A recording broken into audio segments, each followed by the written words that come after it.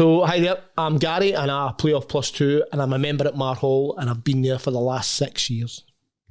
Hello Gary, how are you? I am very well, Mark. How are you? I'm very well too. My name is Mark. I'm off 3 at Airdrie and I've been a member there for the last year. And just before we break into anything else, I just thought we'd introduce ourselves and what the idea is.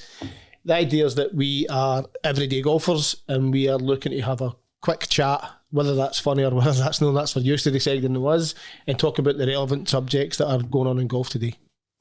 And obviously everyday golfer, we don't mean somebody off +2, Gary, clearly, you know.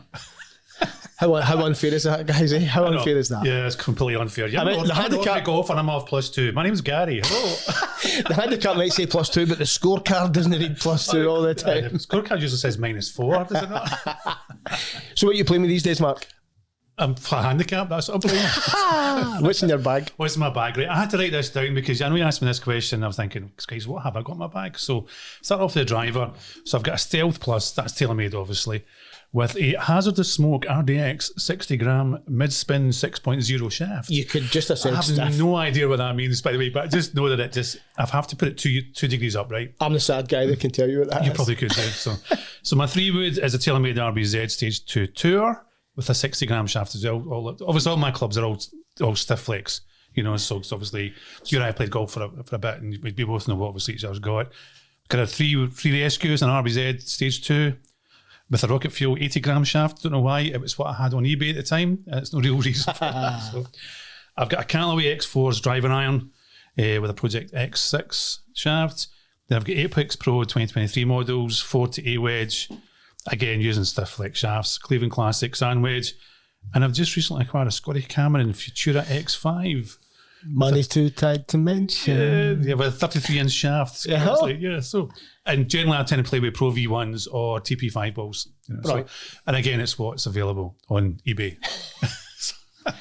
I'm kind of old school a bit like yourself. What do you think of the RBZ? I thought that was an absolute rocket when it first came out. Well, when it first came out, I think it was a good club, but I think things have moved on. And I think that's the biggest difference in golf. And obviously we'll touch on that as we go along, is that what's relevant for just guys like you and I, and I mean that in the nicest possible sense, because a lot of the stuff's aimed at the pro tours and what Scotty Scheffler uses, you know, is of no consequence or value to you and I. No. You know, and we all look at Rory's swing and we all think, oh, I wish I could swing like Rory. I think half the pros on the tour think they could swing like Rory as well, but it comes down to just getting something that fits for you. And what's your thoughts on fitting? Fitting? As in like what? Getting tight fitted for your clubs, not your tight trousers. We don't want to speak about that at all. I've never looked at it, Gary. I'm going to be honest with you. It's not something I've actually ever thought about. But you have a very interesting anecdote you're about to go into, I'm sure. I actually don't have an anecdote. Okay. I have a thought on it. I think everybody should be fitted. I think for me, I'm average Joe. I'm 5'9". I'm kind of relatively slim build, but everybody and their granny walks into American Golf or Affordable Golf and says, I'll have standard off the shelf, and no realising what impact that has on their game. And you're right. While I was out working today, I was in seeing the PXG guys, and although I've been fitted for TaylorMade, Callaway, Ping on the past, I've never been blown away like I was today. So they took us through. They showed us some of the technology that they use. Normally, the guy will get you a couple of golf balls with a bit of black tape in the bottom of the golf club, and if it hits the toe, it tells you you're upright. It hits the heel, it tells you you're flat. And I've always bought 1 degree flat. I've always been told that I'm 1 degree flat. And then in essence, this guy that was utter nonsense. So I normally play with a stiff shaft, but the guy then fitted us for X stiff at 170 grams, and I thought, well, then he fitted me. He let me hit that a couple of times. I did look at the PXG lineup, and if I'm being honest, a couple of years ago, if I saw anybody with a PXG set of irons, I thought, that's an absolute tube. That's just somebody that's got hundreds of money, bought the latest product, no idea what it does. And the first thing that any of us thought when we saw somebody with PXG was, you better be able to play golf. Yeah. Because I think they ran it $3,000 for a set of irons. But what shocked me today as well is that I'm a massive Titleist fan, obviously, T150S. Well, T100S, but it's new one, T50s. That's just a plug for Titleist, obviously, so you can get a free set. Oh, I'll put a hashtag later on that. There are manufacturers available. Yeah. But the guy at PXT, Tom, he brought the TrackMan out, obviously. Stock 7 iron for me is about 155, 160. I don't want to hit the golf ball too hard. I like to kind of feed it in there, if you like. As soon as I hit the first one, 164, amazing ball flight, a wee bit left, and then in the back of the new 311s, well, the 0311s they call them, Gen 6, there's weights at the back. Popped the weight out, popped another weight back in. It's got peripheral weight in toe and heel, which is incredible. Obviously, made it a slightly bit heavier for me. Lightened up the shaft, hit it, awesome. Brought the dispersion in, great. But then what he done, one which blew my mind, bear in mind I'm only 5'9", he put a 1/4 inch onto the shaft. So normally you and I would buy a grip and it'd be plugged. You'd pop the grip on, but they build the shaft for you, inclusive of your fitting. So we put a 1/4 inch on that. Same weight. Obviously, if you put a grip onto the club, it upsets your swing weight. So it takes you from a D5 into a D4 or upwards of that by about 0.1, I think it is. But he just put X a bit on the shaft and I started smacking it. Another 3 yards onto the distance, and my dispersion was within 18 feet. Every single one. So you're hitting greens all the time with that. And then he spoke about the fitting for the driver, their new Black Ops driver.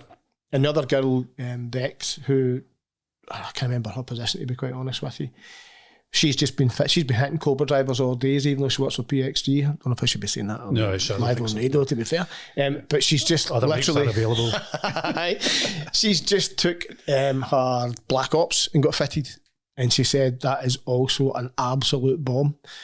And then it just looks at the bottom as if it's a electrician's dream, doesn't it? There's loads of screws in the bottom. I had no idea what they were for. And obviously they're to tie in your heel, your if you want to put the weight into the toe and hit a draw, put it into the heel and hit a fade. And then I chatted away about me hitting an M5 and then they let me hit the Black Ops. Yeah, just a different ball game altogether. I had absolutely no idea, mate. But were you still using the extra stiff shafts? No, they put me back into stiff, put it on 115 grams and normally I hit 120. Took out the X and put it as a normal stiff, and it was just absolutely mind blowing, mate. But so here's the thing you're talking about. Obviously, swing weights and shaft weights and all this. I mean, in general terms, what does that mean to the ordinary guy? Because what difference does it make to me? So, well, you don't give me any of that shite. The ordinary guy playing off three. The difference it makes, obviously, I thought if you hit a soft shaft, it would put spin in the golf ball just balloon up into the air. Well, it didn't. When I hit a soft shaft, it came down in height.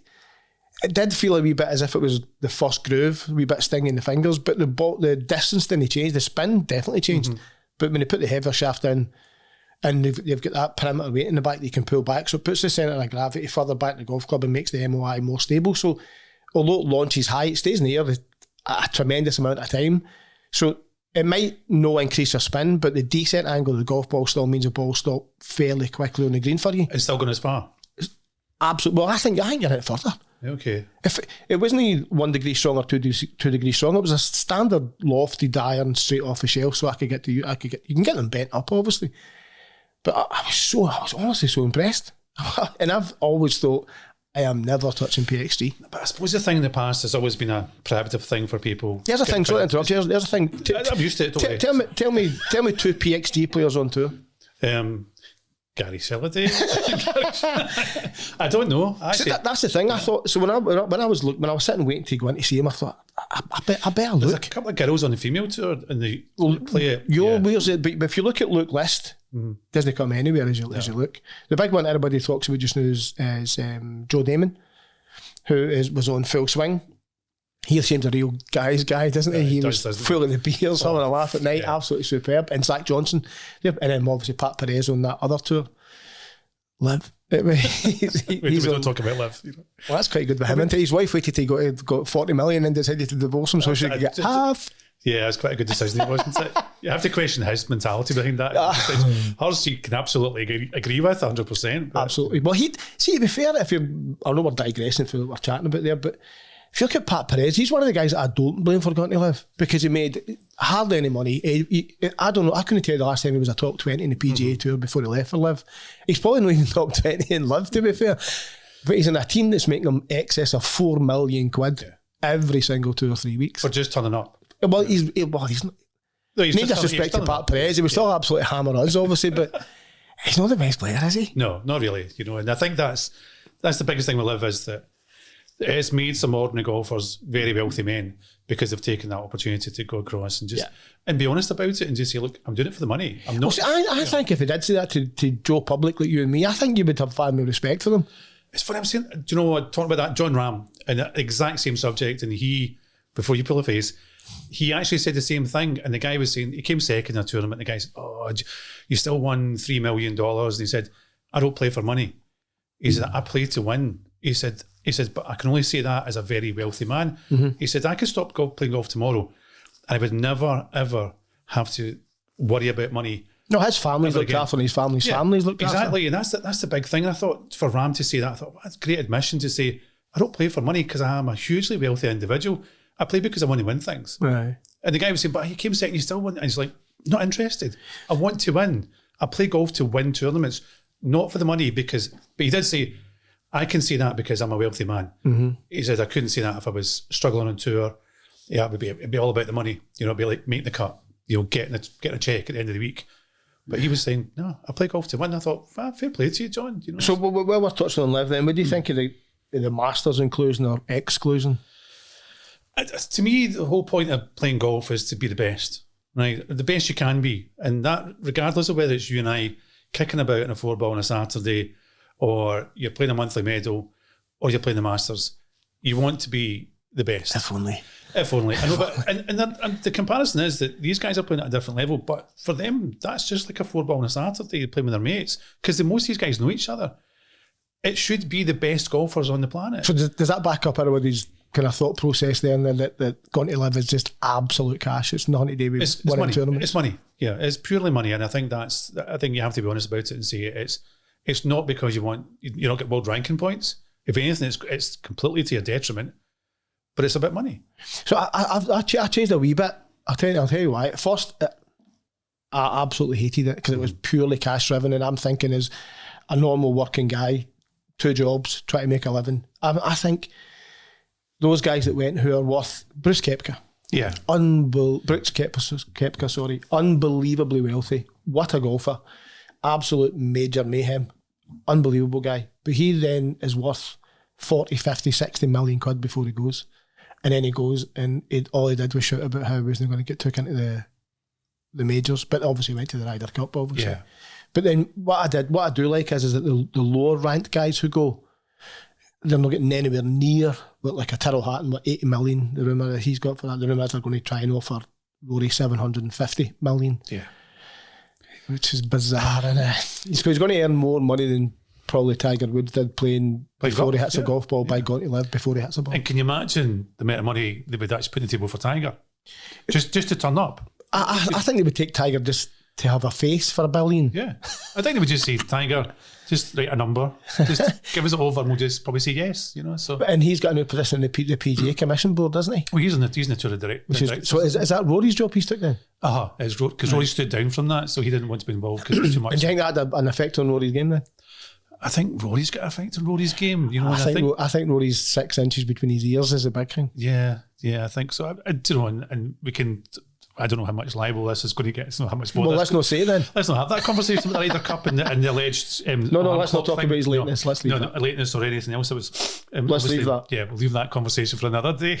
We've actually got a massive lawsuit up in the background. So, but Rory's biggest problem is Rory. Mm-hmm. It's not anybody else, because when Rory plays golf, he is probably the best golfer on the planet. Well, when you ask them all, everybody has their best day who wins, and there's no person doesn't say that Rory wins by 2. Everybody says it. Probably from Scottish effort, So because right now he is by far the best golfer on the planet. I think Rory's regretting the fact he told him to use a mallet putter, right? So go and change your putters, go ahead. I'll just shoot 17 under. Thank you. But to be fair, Rory had more birdies. This is a stupid thing. But that's the thing. I think Rory either has an average start, an amazing Saturday. Yeah.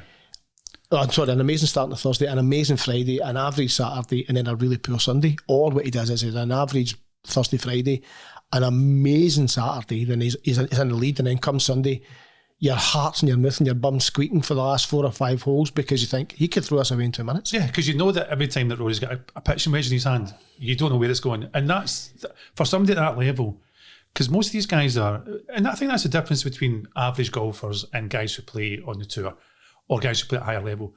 There's scoring clubs, that's 8-9 wedge. You get that in your hand, you're looking to put it in close. You put me under pressure for my 50 pence a par and a pound of birdie. I am shaking like a shitting dog waiting on that. But the thing is with Rory, he's an average golfer with a pitching wedge in his hand.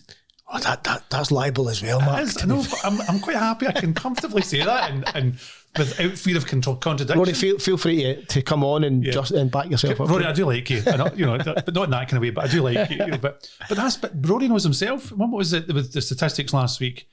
He was number 2 in driving and distance and direction and all the rest of it. He was number 155 with his irons. I mean, that's just mental. I mean, he's definitely looking at that now. I think when he speaks honestly about it, he says the last year has probably been the toughest. Put the new baby, the PGA Commission. He was so vocal about Liv at first. It was like, I hate Liv. I mean, I really hate Liv. That's a direct quote, so nothing can happen with that. But I think now that he's gone back on it, do you think he'll get the Grand Slam? No. Ever? Never. Do you know? No.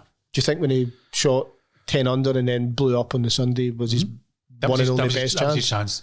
When he walked onto the number 10, walked in the back 9, when he was, 2 or 3 ahead? Yeah. That was his chance. But see, if he'd done that, he'd have won probably 3 more. And see, when you look at Augusta, though, Augusta is so set up for Rory's game. It's in your head now. It's so set up for his game. And that's the problem, it's in his head.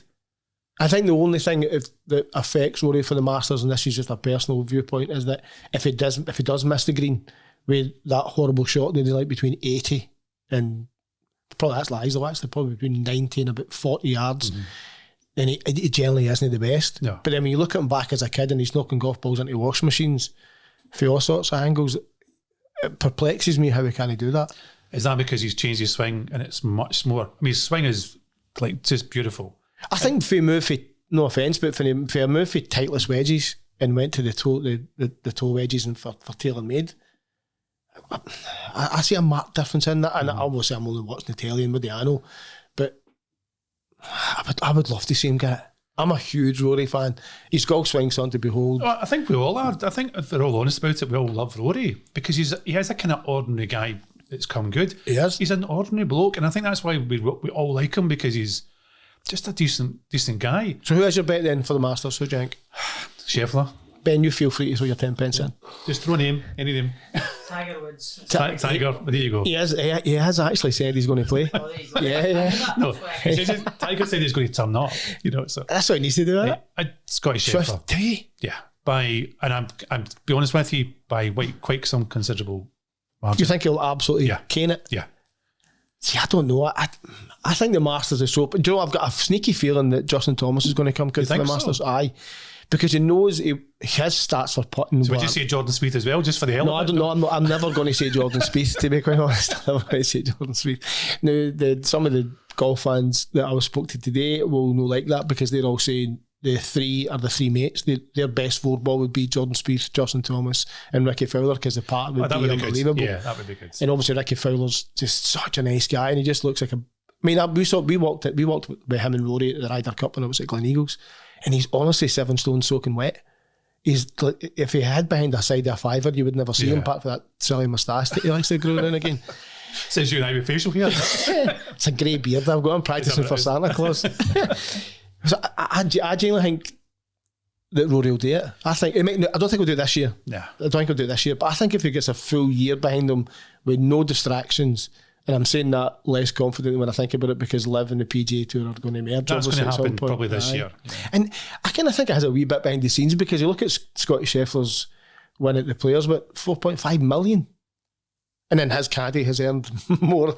His caddy's earned more money than Rory has playing golf this year. 890 grand his caddy made in 2 tournaments. I mean, that's not a bad gig. It's not. Well, do you know what? It's not bad. Yeah, I'd be quite tired carrying a bag. I'd probably moan a wee bit, but 890 grand. You would maybe slow. You would maybe just rein it in a wee bit if you want. So, what's your favourite course, Mark?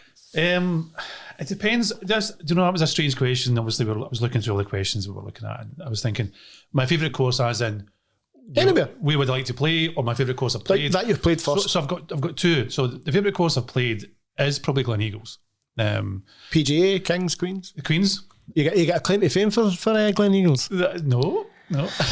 I had 8 threes in a row on the Kings. Said you now, Gary. We'll just leave that. You can ask Roddy, but he didn't turn up. I know. Roddy, how was it? What did you think about the 8 threes? It was great. Mark, thanks for that. Okay. So no, Gleneagles. Centenary. Yeah, I just love the whole setup there. Love it. if you're going to ask me my favourite course, it has to be Augusta. That's going to be. And I think that's probably an answer for most people because it's just the way it's set up, the colours, the whole atmosphere. And the big thing about Augusta is... It's a bit too green for me. It's probably too green for you, Gary. It's the right colour of green for me. I'm joking. But to me, it was always the start of the golf season. Aye. I know golf has changed a bit now. Even my wife bets on the Masters. Yeah. Does she? Lorraine bets on the Masters every single year. Yeah. She loves the Masters. To be fair, Lorraine's got it as a missus, and probably there's loads of wives out there that like it watching it, other than the females that play. Wow, Shells loves the Masters. But I think it's one of those things, it's not just about golf. Yeah. It's about the colour and the spectacle. And me constantly saying, when are you sending me there? Yeah, when am I going? When you going to let me go? Yeah. Am I getting that long weekend? $4,000? That's all right. That's okay. We'll be fine. Marco Pet. Hey, Marco Pet. Marco take it. But I think for me, Augusta, and going back to the early days of Augusta coverage on BBC and Channel 4. Alice. We think about Channel 4, Steve Ryder. Steve Ryder, very good. Remember that? Very good. That was how you got him. Is he not... without being a bit morbid, is he not well? Is it? I don't know. Let's avoid that. Yeah, just in case there's a conversation. I would agree with Glen Eagles. I love the PGA, love it. But obviously I used to work in golf and I went to a place called Adair Manor, which in 3 years will be the Ryder Cup. Because it's... Where is it this year? Where is it? Next year, sorry. Wingfoot? It is. And then 2 years it'll be Adair Manor. So that's never held a golf tournament in its life, but it's got the Ryder Cup. It's not bad, is it? Yeah, good old GP McManus has got a couple of quid, hasn't he? A couple of quid past fans there. So I went to see it, and it was a beautiful summer's day. So I've got a shed load of tattoos, and it's the poshest place ever. So I pulled up to the gate, and the guys at the gate with a top hat and tails. No, I had a nice car, I love a Mercedes. Pulls up in the car, blistering hot day, and I've got my arm out with the tattoos out, and he said, "Sir, can I help you?" I said, "I'm here to see Andy McMahon." Oh, the golf. He says, so drive in, and when you get to the roundabout, go right, don't go left. That's for hotel guests only. Insinuating I wasn't rich enough to stay at the hotel. So I drives in, and the practice area made Glen Eagles look like a pitch and putt. I was like, oh my God, I'm way at my depth here. I'm need to get the posh voice on. So I goes in and walks in. You're laughing, Ben. I walks in, and when I walked past the golf shop, I had a wee quick look at the price tags. Everything was 50 quid dearer than it was in any other golf shop. And I was like, oh, God's sake. So I was thinking about it, and Andy came out, and he remembers me if he pestering him to try and get an appointment. So he's like, hi Gary, how are you? I said, I'm great, Andy, how are you? Have you seen the course? Have not. Takes us through the back, and it was like one of those films where you open the doors and it's like heaven at the other side. It's like Simba and Mufasa saying, this one day you'll own all this. So I walked out, and I swear to God, as a golfer, I nearly burst into tears. The grass looks as if it's been fitted by a carpet fitter. So it's all budged underneath, and I'm like, whew. And I was like watching a professional tournament, because at that point they had 25 greenkeepers and 21 members. So they came out, and they were like the biggest cockroach dinosaurs I've ever seen, all spaling away and all cutting the grass great. And the trees at Augusta are there. So the rumour, don't know if it's true, the rumour is that JP McManus, who owned it, said, right, I want it to look like Islands Augusta, to Tom Fazio, who's a course designer. He did a bit of work for Augusta. And Fazio had said to him, well, that's going to cost you about 180 million, or roughly, it might not be a true figure, but it was roughly about that. This is the rumour. And McManus said back to him, don't question my finances, question your ability.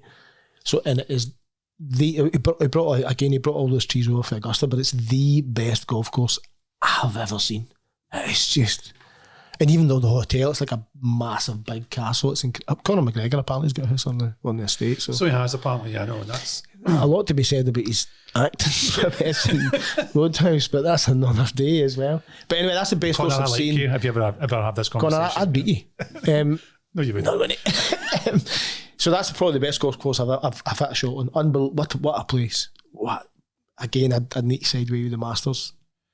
There's a wee bit of me says I want to play Sawgrass just for the 17th. Just for the 17th. I'd like to see how many golf balls but that's the only hole in Sawgrass I'd like to play. Maybe the 18th. 18th, aye. Yeah, 17, 18. But that's it. Again, it comes down to those iconic holes on different courses. You talk about Pebble. 17th Pebble Beach. Just, the 6th at, obviously at Turnberry. I suppose the 17th at St. What's the one in Andrews. Muirfield? Is that a postage stamp? No, the postage stamp is that Turnberry? That's Turnberry. I actually don't know. I'm not going to do that road, I've got it. Yeah, because with somebody I've got a friend that's a member at tapping Muirfield, away, sort of saying, yeah, it's that one. So did I tell you what happened at Muirfield? Go on then. So we went to Muirfield to play I won't say who it was, to play with my friend at Muirfield, and they asked your handicap.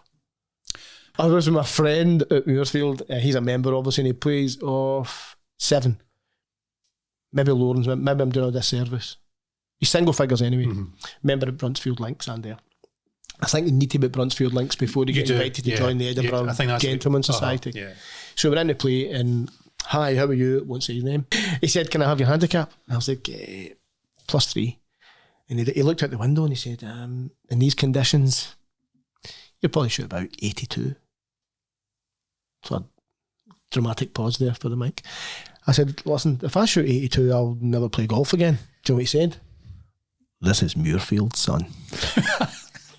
What? And he's based on the accent. That's what he said. And he was standing there with like a blue kind of nylon jacket that he used to wear in the Presto when I worked back in the days, if it was a greengrocer with this tie on, telling me I was shit at golf. Clearly. I was like, that's brilliant. So I didn't shoot 80. You shot 81? No, I shot 73. So I went back in him and said, how did that feel?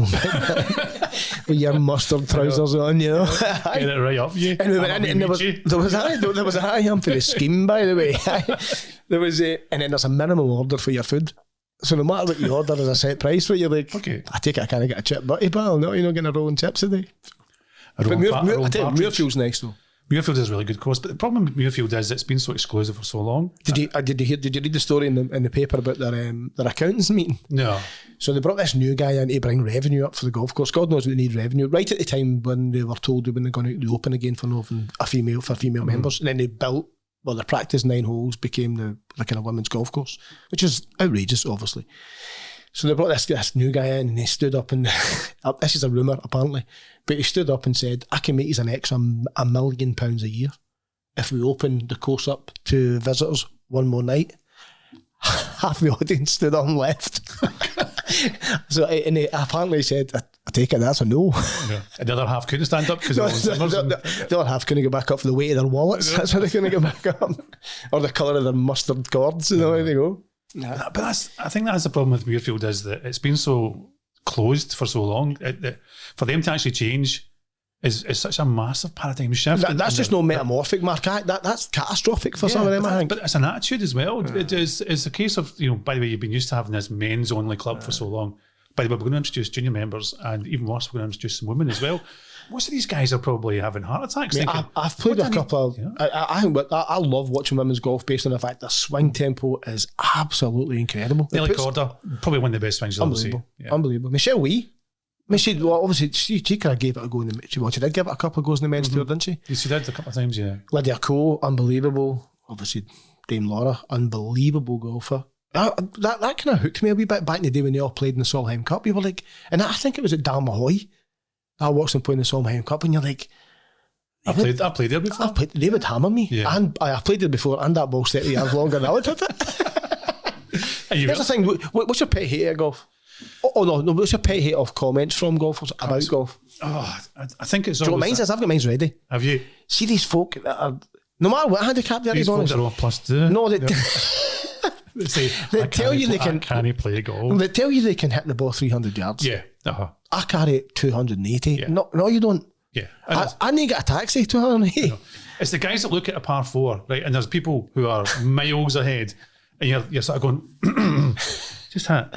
And they're like, oh no, I might hit them. I need to wait till the green clears. Mate, that green's 324 yards away. That's the front, by the way. You'll never get 324, and they do on a genuine. But what if I catch it? They say. What if there's a catch and there's a 24 mile an hour wind behind me? A force 10 gale, and it's concrete. I'm hitting on and it's downhill, and I'm using a Molitor, a Commando 6. But that's the thing.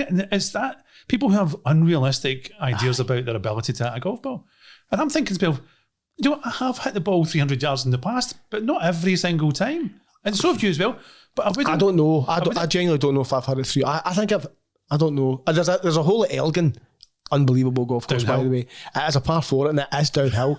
And if you do manage to carry it 255, there is a wee hump. Right. If you hit the other side of it, it does run on a wee bit. So I genuinely don't know if I can hit it 300. I think, and I'm not being narcissistic, I think where I'm half decent at golf, where I get my bit back is when I get the lower irons in my hand and I can look on and I'm not a bad putter. Yeah. No, your short game's good. You hit the ball further than me with your drive, so it's like the perfect mix and match. It would be amazing, but it would be maybe a +4. like maybe 5. But and then the other thing as well, when Roddy, I've been at Marhall for a while, but when Roddy and I first joined Marhall, I won't say who he is, but they were high 20s handicap, and that's fine if that's your level of golf, right? But this guy, he would stand with his rangefinder. His drive's only been about 180 yards, which is fine if that's your bag and you're playing and not everybody can hit the ball far. I can't. But he would stand for 5 minutes with Garmin, away he would go. Then 5 practice swings. Meanwhile, there's somebody in the tee, somebody in the fairway behind him, and people walked off the green about 5 minutes that he's aiming at. Then he would take all his practice swings and he would chunk it 40 yards and repeat that process. Again. No. Bear in mind, this happened once in the club championship, right? So at Marhall, we're on the 11th, so the big par 4. Right. Enormous par 4. Ready to go on the 12th. So we're walking on the 12th tee. So somebody in the 12th tee, there's somebody in the 12th fairway, there's somebody in the 12th green, there's somebody in the 13th tee, and this lemon is on the 13th fairway with said Garmin in hand. I walked over him because everybody was getting so frustrated. So I walked over him, I said, look, Mr. So-and-so. Gary, how did you really say it? I once did, that's exactly how I said it. Hi, Mr. So-and-so. Hi, Mr. If you can have a wee look behind you. No, you need to get on your toes, pal. I said, there's 5 people on this hole and there's 3 people on your hole. No, his response was, tell him what to stop hitting good shots then. Seriously? Yeah, but not in that accent. No. Excuse me, can you tell him to stop being so accurate with their golf shots? Okay, and where was he from, Gary? I'm not getting in there. No. But I don't know, I think... What about the ordinary guy? What do you think the ordinary guy's big frustration is? Slow play.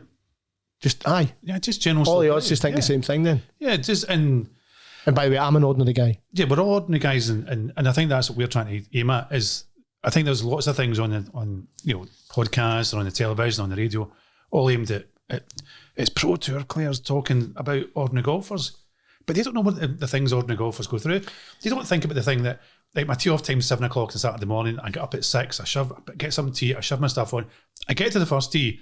I'm not organised. I've not went and hit 30 balls on the practice. And that's a great point. Actually, again, I don't mean to interrupt. It's just a conversation. That's another topic for another night. Is that what is the warm up process for us guys? It's get out the car. Have I had a roll and sausage this morning before I left? I've got time for a cup of coffee. I'm not going to go down and squeeze my hamstrings, my glutes, my back, my lats, my abs, my forearms, and I hit 4 putts. I walk on the first tee and I wonder why I lose my first golf ball. I know, and you wonder why you're not parring the first 5 balls. As you wave goodbye to £4.50 flying out of the fence. Bye, probably won. That was just a new rapper as well. So you're not too bad at Airdrie because you can hit an iron on that left hand side. It's quite good, that. See, Marhall's really tight at the first, and seeing the club championship, they put it back between 2 trees, so it's like a goalpost. It is fucking terrifying. I know, but it's terrifying hitting a 5-iron off the first tee at Airdrie as well, never mind anything else. If you chunk a 5-iron, you're in serious shit. If you chunk a 5-iron, you've especially still, next to the pro shop and the car park. You've still got a wedge to the green. That's the only difference. Airdrie's a great golf course, to be fair. It is, but it's... Your greens are tremendous. The thing is, though... And Simon's an excellent Yeah, so what... I'm a nice fella. He's a lovely chap, yeah. Yes. Okay, Simon, I'm serious. 3 golf balls. I'll be up to see you on Tuesday. Yeah. Can we get off at 2:45, please, Simon? But yeah, no, you're right. The greens are amazing. I played Bodwell Castle quite a few times, and great golf course. But their greens are nowhere near as good. And the daft thing is, the boys at pro obviously coached Simon as well. And when I was talking, Al McCloskey, is that his name? Unbelievable coach. I know. But I think 2 seasons ago he had 5 European Tour players, and that tells you a lot about how good he is as a unbelievable coach. And then, but the thing about Airdrie is it's quite a good start. The first hole kind of forgiving. Well, off the tee it is. Your second shot needs to be really accurate because it's a really tight sort of wee green up on the hill. Second hole's a cracking hole, and then the third hole, fourth hole, the fifth hole's a killer. And I mean literally a killer, because that hill is ridiculous. If your heart rate's not up at 150 by the time you get to top that hill, I reckon that's the only downside to Airdrie. If you can call it a downside, that's just a purely fitness thing. Yeah, because the fairway's wide enough. How it kind of goes up into the trees, and your next holes along the side there's amazing, I think. But I think it's a great golf course. I also think one of the biggest things that I found when I first started to play Airdrie was you were thinking, I was just going to play 9 holes. But the ninth hole's like for the furthest away apart from the clubhouse. I'm thinking, no, I should be back at the clubhouse, so the 10th is. But you don't drive a car anywhere. No, you can't do that. No. But a car. No, a buggy. Because like some courses, even locally, like if you went to Covels, you could drive a car into the car park and you can go over the backside. Mm-hmm. No, it's not. You can walk through No, and go you to can't do Ken, that. I think it is. Covels is an ordinary golf You course. can't do that at all. What you can do is probably just go and miss out a bit of the ring, Right. and then you're probably playing maybe about 12, 13 holes, and that's quite good. But you can normally whiz round there during about 2.5 hours. Favourite shot? What do you play? What do you play? Like my favourite. Oh, see, this is Would another you play thing. with driver? Don't just, well, I hit my driver and just hope it goes a fade. I'm kind A of baby fade, not a yeah. slice, a baby fade. See, it's A lemonade. a lemonade baby fade. Andy Sullivan says My favourite shot, he'd be such a good guest. it would be. Andy, come on, please. Yes, please. No, but there's no money available, but please come on. There's plenty of coffee. Ben makes a dynamite latte. He does, actually, and his flat white is even better. My favourite, see, this is another thing as well. I was thinking about flat, you were saying about obviously your favourite shot. And there was a couple of things there I thought about. I thought, obviously, the favourite shot I've ever seen. Mm-hmm. The favourite shot I've No, ever... your shot, what's your go-to shot? My go-to shot is probably a draw. You know, but if I'm playing a Favourite club in the bag? 5-iron. 5? Yeah. Wow, that's Fa- bold. It's my favourite club. What distance is that? Probably about 200 yards. You know, thereabouts. Strong like I know. I can't hit my 5 irons Yeah. 200 yards. But that's my favourite club. I can maybe, if PXG are listening, I can maybe hit that 500 yards. 95 with Mate, I can't say enough about that. Anyway, sorry. That's probably my favourite club. Is it? Yeah. My most unfavourite club is a 3-wood off the deck. I cannot hit it. I think no matter what handicap you are, unless you've got that, you find that 3 or 4 blades of grass that the greenkeeper forgot to cut. It's just sitting up a bit the fairway. You know, not the It's almost like a tee. That's not allowed, obviously. not that I move it. I think a 3-wood's then, but Roddy. But Roddy does hit a lot of really good fairway woods. I was talking to PXC. I don't know if I told you I was at PXC. No, actually, you never mentioned it. I said to him, I've got a mate that's, I think Roddy's off 12, and if you're no 12, Roddy, I'm sorry, but I'm convinced you're 12. Roddy, I think Roddy hits the ball out of the 5 pounds more than I do. Because when I was looking at that stuff at PXD today, I think I was 0.4 millimetres away from centre. And my first response to him was, my mate hits the ball better than that. And he's like, what's your mate off? And I was like 12, and he looked at me as if I was lying. I know, I just think you're talking. And then I did tell him, when he asked me my favourite shot, my favourite club, and I'd said, well, unlike Roddy's favourite club is his rescue. He only hits it 130, 140 yards, but it lands like a butterfly with sore feet. But all the time, it's all the time. It's wand, he calls it. Yeah. He's the wand. That's what he says. What are you hitting? The wand. The wand. Here we go. So it's going 140 yards then. And then you go, that's me too done. Yeah. So what have you got in your hand, man? I've got a 9-iron because I've got 140 yards. Something like that. I've got the wand. I've got a soft 8. That's what I've got. I'm not as big a hit as you, mate. It's okay. It's just the way it's carried. Worst shot? My worst shot is my worst shot I've ever hit. No, what's the shot that creeps into your game that you destroy? Don't say the dreaded Tommy Tank. No, never. Actually, it's something I actually... Don't do it. Let's brush right over that. But it's something I've never done, to be fair. No, it's something I've never had a problem with. Liar. No, seriously. I think because I'm slightly far away from the ball, so... If my worst shot is a wee bit toey. Is that for medical reasons? It is, obviously. It's because of my gut reasons. It's nothing else, I can tell you. It's nothing. But I tend to I can get a really bad push to the right, and I mean like wild right. I mean like on another golf course right. You know, a block, or does it have the big banana quiver? No, it's a massive block. I just can't get the club heads sometimes squared up, and massive. And then when I try and combat that, I'll end up with a snap hook because I'll think I'll need to just change, and then so yes, like you're fighting that lesser of two evils. If you block it right. On most golf courses, because they're designed for guys who slice the ball, you've generally got a shot on the next fairway, but you've got a shot. You know? And sometimes you have to be a bit inventive with your second shot. You go with that fairway and somebody's took your ball and left you a max fly. Yeah, it was definitely a max fly I was playing. Do you see what Pro V1? No, yeah. No Pro V1 here, son. I know. The guy's got a balls in his pocket. he's got a brand spike in your Pro V1. I'm quite similar. I think my worst shot is a block. It's 80% amateurs play with a fade anyway. Yeah. And as I said to Roddy before as well, if I won the Euro Millions, I'd need to tap you a fiver to get a draw. I can't do it.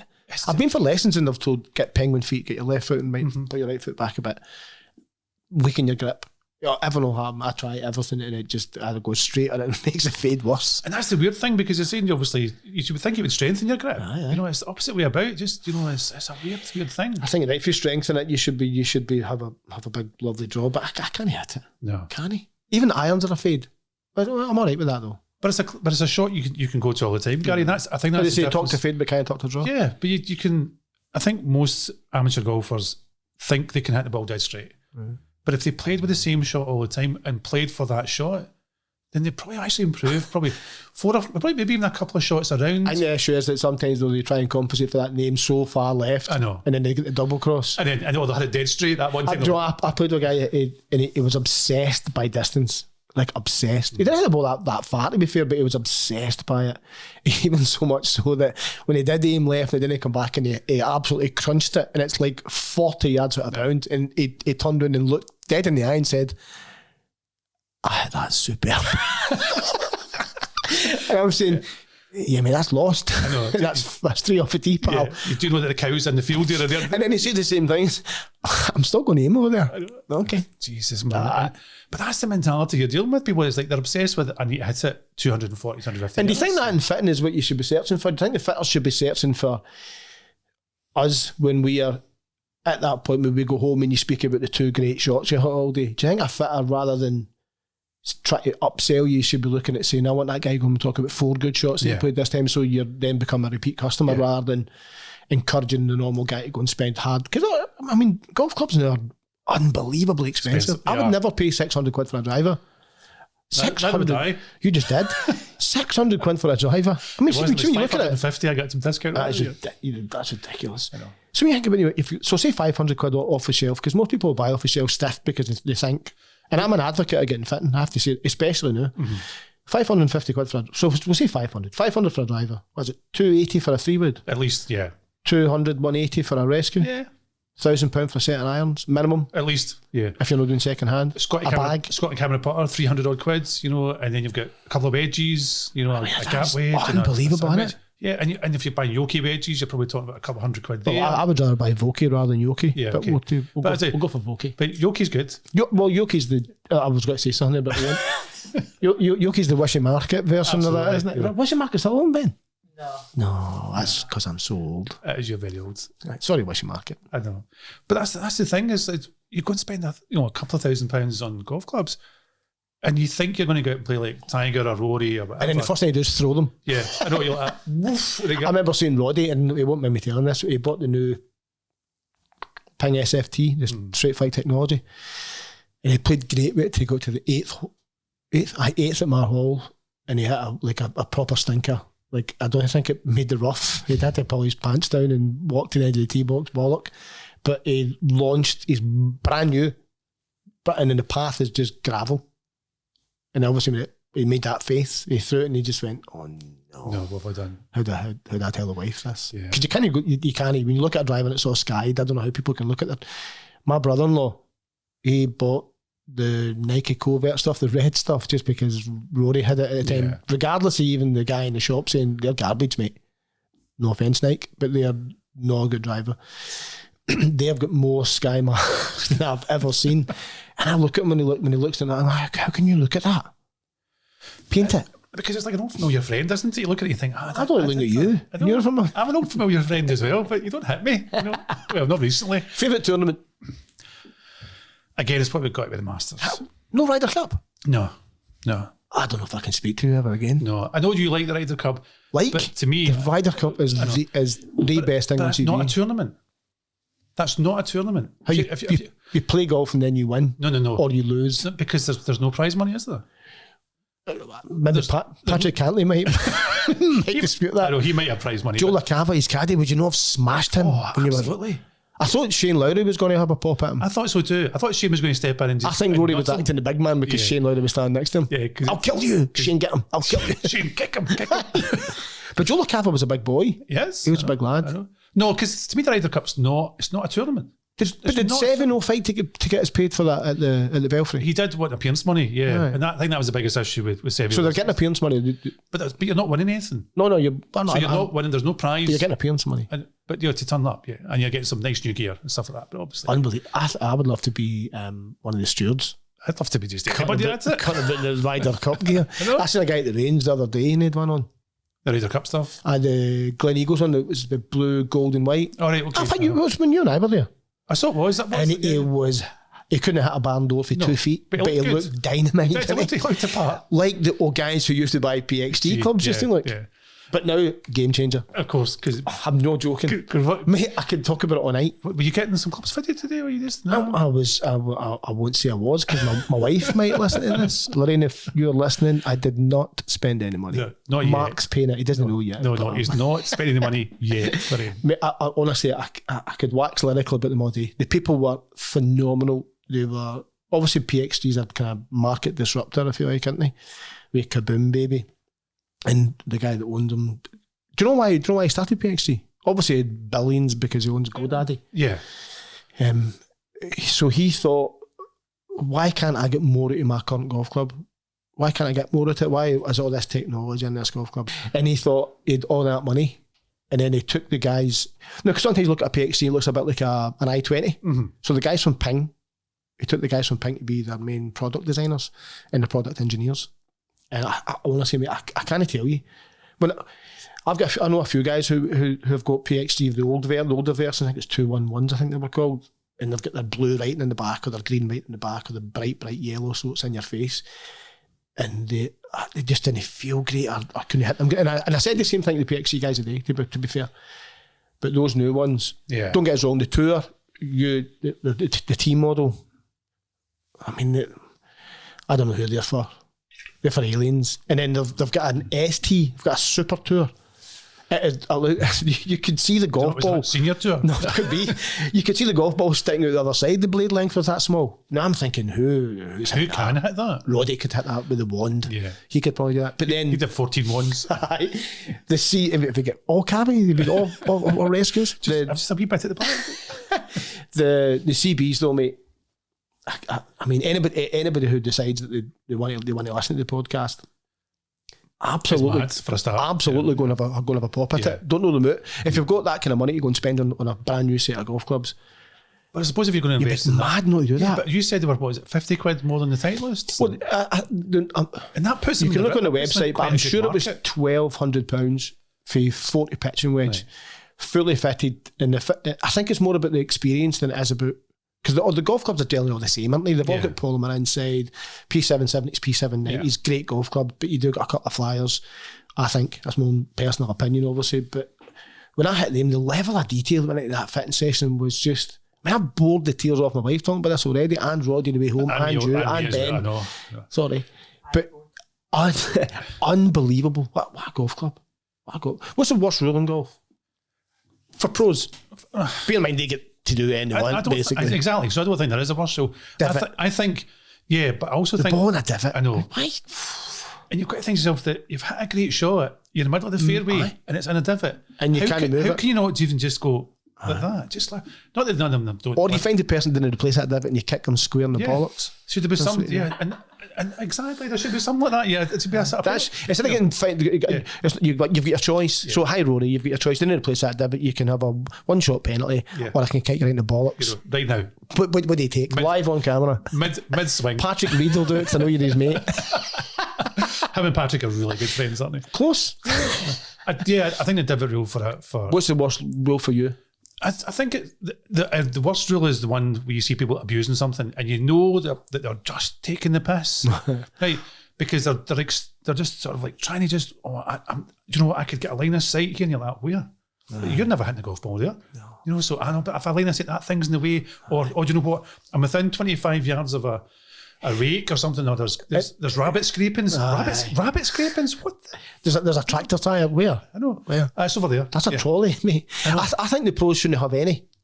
Because they're that good at golf. It doesn't matter for them. I mean, come on. Unless it's the Ryder Cup and it's the European team, they should get to why do they not fill in the divot in the minute the guys hit them? You know, why? Well, do you know what? Adair Manor has got a guy that walks behind most 4-balls and fills that divot in for you. Or they put the bamboo in it so it's biodegradable so the birds don't turn over. I would imagine that Muirfield would probably have a wee guy who would be employed, and he would have a wee cap, he would just doff it to people. I would imagine most resort courses. I'm not sure Muirfield is a resort course guy. I'm calling it that because I'm not getting involved in you downgrading it. Right? Sunny Leaf. I think the worst. I think you're right. I think there should be a bigger time penalty for people who absolutely take. I mean, 4 hours for a game of golf is long, but I think that's acceptable. In a 4 meadow, hours is- in a meadow, aye. I suppose. I'm a meadow play because Yeah. I can run in the golf course with you in 2 hours 40 minutes. I know, and you've hit every shot, and you're still You've took your time, still concentrated. Yeah, and you're still putting out, and you're But not. the boys are taking 5 hours. Yeah. I've not got 5 hours. Can you, In fact, I've got 5 hours, but my wife's not got 5 hours. The patience for 5 hours. and that's the thing, and that's the other thing about playing the golf on a Saturday, which obviously we'll cover in a different podcast, is that guy coming up, teeing off, and plays around the golf, maybe getting a quick pint. Okay, half a pint, because obviously we can't encourage drive. We can't encourage drink driving, but obviously, The car, Sterling. you know, have a cup of tea down the road, and if that's gone past a certain time, the missus is like, she's tapping the fingers on the hand, and she's like, "Where have you been?" I've got because no this is my time. You know, Unless you're Roddy, I've got no chance. you know, and Do you know his missus irons his gear and puts it out for him? she wants rid of him. No, that's what it I is. mean, It's, that's unreal, isn't it? you know, I'm going to the golf. I get threatened with divorce about 6 times before I leave. Roddy says in a Friday night, I'm going to the golf tomorrow. She's up the stairs ironing the gear for him and laying it out on the table. she's clicking her heels. And he's not until like 10 o'clock bladdered. In fact, that's not true. I've never seen Roddy That's drunk. because she's got the fancy man coming in the next morning. He's on the text, like WhatsApp, and Joe, we played a Texas Scramble with Roddy, right? Me, Gary and Roddy. And there was only 3 at this one. Me and Gary had 2 cans of cola. Roddy had 15 cans of Stella. On top of his battery. and he was still good with the ones. Mate, they were gone by the 12th. And he played the best last 7 holes I've ever seen in my life. And by the way, 12 for 1 18 is 706. Exactly. He had 15 beers. And then we played an open day at Mar Hall. And me and Gary were there, my brother-in-law, and we bought 3 bottles of Budweiser. So we were drinking away and the 3s are talking. But I turned my back on Roddy because Gary asked me something. And I turned back on again and Roddy wasn't there. Me and Gary had the neck out of a bottle of beer. Roddy had the beer gone and come back with pints and said, "Don't you ever fucking buy me a bottle of beer again." Because it's just, a pint's three drinks. And that's a good golf buddy, isn't it? It is. Pished. Aye. Every single time. Fished and funny. But I tell you, the best was, And what people will be doing just now is saying, "Can you not get Roddy on?" Because Roddy's coming on, trust me. I'm going to kill him for not coming on. We played a members guest day. We were at the second at Mar Hall. 240, par 3, 240 yards from the back tee. It's a beast of a hole. It's about 6 iron. It's a bit windy. Aye, very good. I've smashed a rescue, I think, on a 3 iron, and I'm maybe 20 on the green, but 20 feet away minimum. Struggling for a par. Roddy pulls out his driver, and the 2 boys on the other tee are like, look at this dick. Roddy smashes the driver about 40 yards left to the green, then says, "Come on, baby." And it starts to turn, and it bounces on the top of the green, runs up to the hole. It's maybe the size of that mug away from the hole. And he taps it in for a 2, but he gets a shot. So he says to the boy, "I seen you laughing," and that's a 1, you dick. Oh, you're like, okay, it's a fun day, and it's a second hole. That'll soon shut you up, won't it? And he did that in every par 3. He toured every par 3 for a 1. Needless to say, we won the members guest day by 11 shots, and nearly got strung up in the I can car park. imagine you probably did that. Yeah. Right. So, right, obviously you've asked me some questions about sort of things. What's in your bag? I know that's a difficult question because you've got a lot of your clubs. What was in your bag before? M5 driver stuff, loved it. Yeah.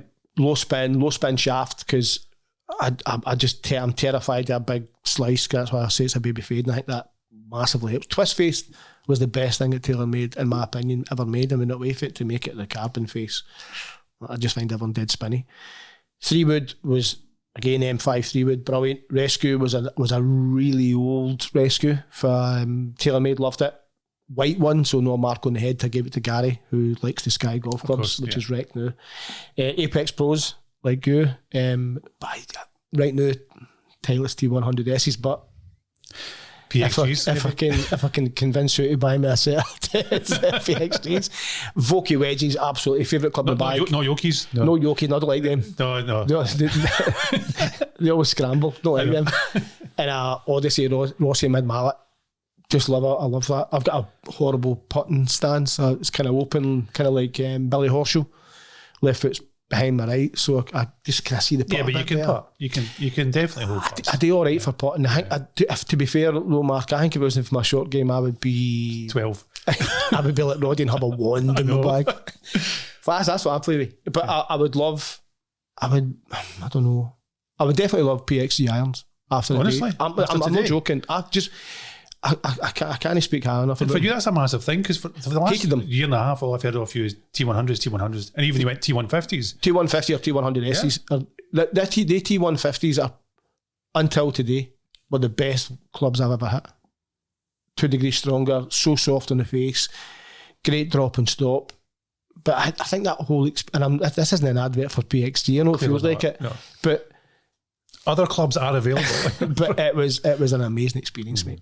I couldn't believe it. Was it the experience that you enjoyed, or was it No, the stats backed it up. But the I don't want to keep saying their names, but the guy who fitted us, I mean, honestly, it blew my mind. And you like to think because I've been for a few fittings and you're not being a knob, but you play to a fairly low handicap, and I'm obsessed with golf, obviously. So you look at that and watch videos like everybody does. Rick Shields, Mark Crossfield, James Robinson, who I think is just amazing just now. You watch all that and you think, right, what does it really mean? But for any golfer, honestly, no matter what your handicap is, if you're not getting fitted for a 30 handicap or to a plus golfer, you are missing out and striking the ball so much better and so much further. But you don't think it's a money thing? You know, it's a lot of money to go and invest. It is, because a lot of people are buying second-hand golf clubs just now purely based on the fact that reviews. Reviews as well. Plus, it's so expensive to buy brand new. But these fitters will give you your stats away with you. So they'll give you all your, whether you're 1 degree flat, 1 degree tall, longer shaft, are they bending it to make them hit the ball further, and the distance irons. The new thing is distance player irons, and that's the big thing just now. So anybody, mate, honestly, anybody should get fitted. In fact, that's not true. Everybody should get fitted, no matter what your handicap is. Every single person, because gone are the days where I would walk into American Golf and say, I'll have them off the shelf because they're stiff shaft and they're standard length and standard lie. I'll take them. Yeah, and because you like the look of them. I look great. And they're in your budget as well. And to be fair, American Golf are free to fit you. And most of the fitting process is free as long as you're buying some, I suppose. So what's the best shot you've ever seen? Best shot I've ever seen? Yeah. I like Sevy's shot at Cransoon Serre when Billy was his caddy and he put it through the gap in the trees, because Billy said, what you doing? He says, there's a gap there. And Billy said, what gap? And he popped on the green. Yeah. But Rory's 3-wood, when he won the Irish Open at the par 5, over the water, smack bang onto the middle of the green, I thought that was a sight to behold. But then we were there when Stephen Donald hit his wedge at the Ryder Cup. Mm-hmm. Which is that might be the occasion, because that was seriously emotive. Yeah, that was the occasion, probably more than it. Yeah, and and I thought about that as well. And there's a couple of shots. One of them's a bit of an urban myth, and I'm not actually sure if this shot ever took place. And I'll explain that in a minute. Tiger's shot at 16th Augusta, the chip in from the back of the green. Nike's advert. The Nike advert. It just couldn't. Even the wee logo just turning around at the end. That was almost as if that had been planned. I think so. It's incredible, wasn't it? And you actually wonder whether Tiger had been that good at that time. I wonder how much you go for that.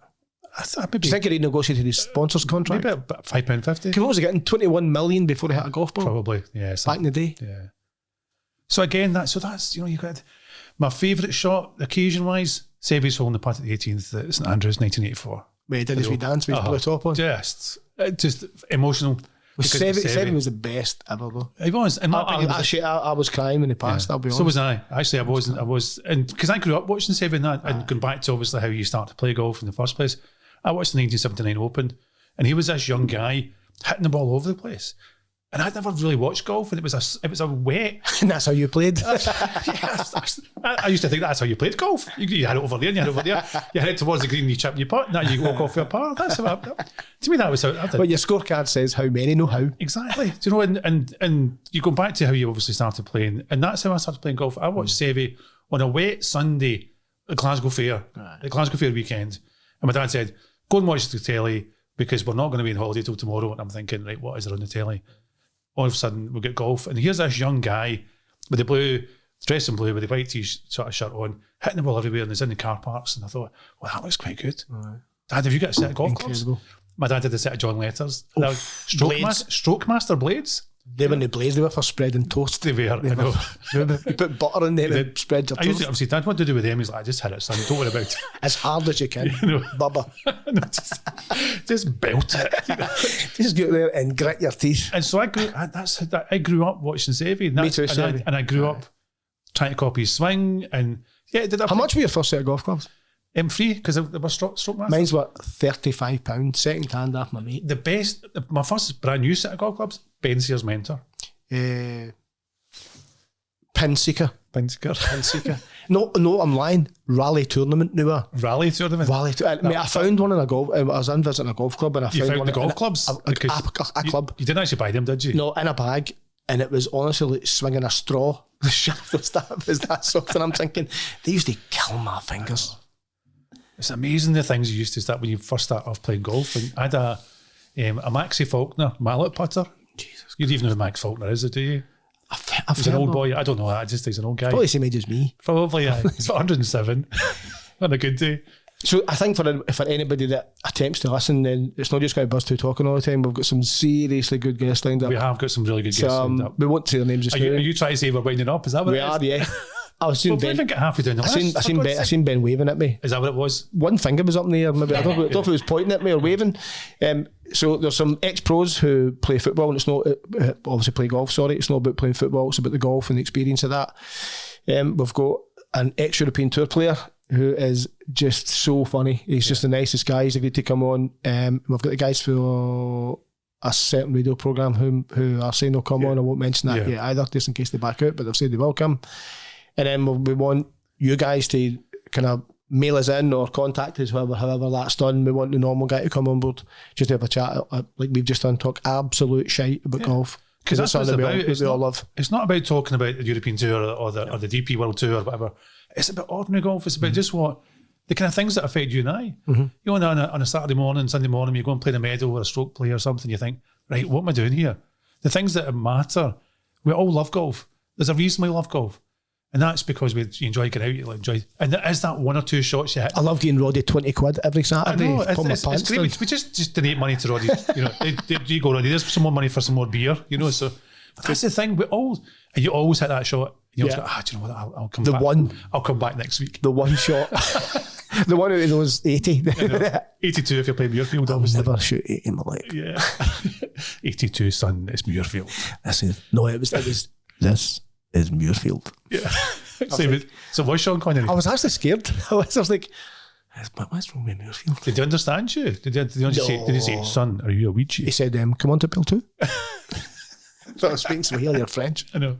Some sort of language anyway. But that's the thing it's what matters to guys, ordinary guys. And it's not about us sitting here talking pish for an hour. I'll quite happily no talk. Yeah. No, you won't. That's never going to happen. We both know that's never going to happen. So, and I'll just quite happily sit back and just listen to you talking pish for an hour. So, and once we get Roddy on, it'll be the two of us can sit back and just let Roddy talk pish for an hour.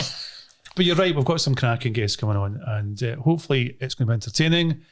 There'll be some laughs, but there'll also be some serious stuff as well. I've got a guy lined up as well about warm up. I know we spoke about it earlier, but no amateurs ever do it. So we'll bring on a PT. And we'll talk about the new handicap system. We've only just got used to the old handicap system, and we've got a new handicap system within, you know, and you're thinking, and they're saying people are going to be, it's going to affect folk. Their handicaps may go up. Well, it's best, average 8 or 20, isn't it? Some of that, yeah. We'll see what the new one is, but we'll take your guidance on that. We speak about every week as well. I know, and that's it. It's going to be about ordinary issues and ordinary people. And it's 17:03, and we have talked for an hour, and we have only just got halfway through our list. Nowhere near it? No, not at all. Thanks so much, Ben. So we'll wind up at that, and just want to say thanks, everybody. Thank you from Gary and myself, and we'll hopefully see you soon. Dude, you listen to Reverend I Am Jolly there. And remember, drive safely. Yeah. Don't leave your door open at night. To be super, super safe. Don't just switch off the television.